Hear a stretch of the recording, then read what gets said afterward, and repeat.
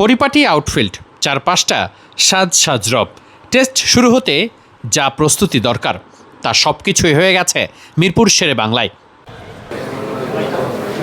Test শুরুর আগের দিন তামিম ইকবাল এসেছেন প্রেস কনফারেন্সে, ভিন্ন এক প্রেক্ষাপটে, যেখানে তার প্রেস কনফারেন্সের মূল উদ্দেশ্য বাংলাদেশ প্রিমিয়ার লিগ বা বিপিএল কেন্দ্রিক।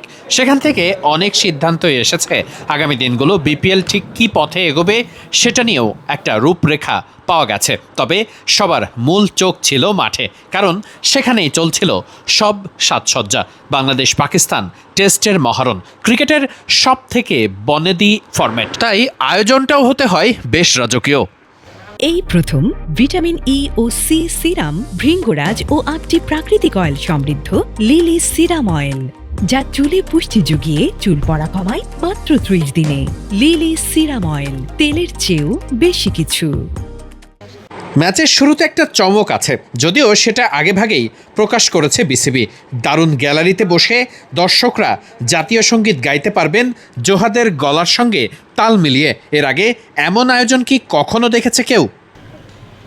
গ্যালারি ধুয়ে মুছে একেবারে টিপটপ করে রাখা, দর্শকরা আসবেন তার জন্য সব প্রস্তুতি সম্পন্ন। ম্যাচের আগের দিন ট্রফি উন্মোচন পর্ব থেকে শুরু করে সব কিছুই হয়েছে বেশ বনেদি স্টাইলে। দুই ক্যাপ্টেন কোট পরেছেন, টেস্টের ব্যাগি গ্রিন ক্যাপ পরেছেন, আর অন্যদিকে মাঠের আউটফিল্ডের সাজসজ্জার কাজ করে গেছেন টনি হেমিং আর গ্রাউন্ডস কর্মীরা।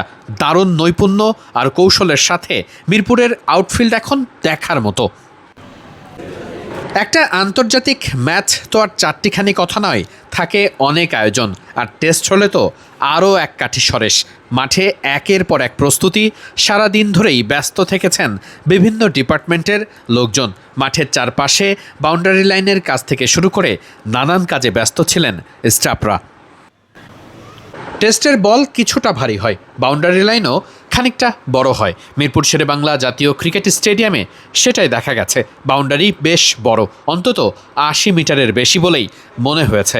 পাকিস্তান দলের ক্রিকেটাররা বারবার উইকেট দেখেছেন, টনি হেমিংয়ের সঙ্গে আলাপ করেছেন। ম্যাচের আগে এসব প্রস্তুতি, ম্যাচ নিয়ে নানান হিসেব নিকেশ, এসব কিছুকে অনেকটাই পাশ কাটিয়েছে বিপিএল নিয়ে আজকের প্রেস কনফারেন্স।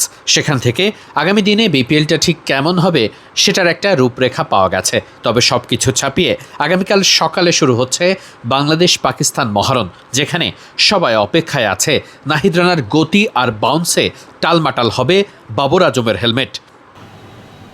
মিরপুর শেরেবাংলা জাতীয় ক্রিকেট স্টেডিয়ামের উইকেট, আউটফিল্ড সব কিছু একেবারে রেডি। টেস্টের জন্য যা দরকার সব আছে, এমনকি দর্শকরা যাতে আনন্দ করতে পারেন সেজন্য রাখা আছে দারুণ সাউন্ড সিস্টেম। দর্শকরা অনেকেই দেখতে আসতে পারবেন ফ্রিতে, তাদের দরকার একটা শিক্ষার্থী আইডি কার্ড।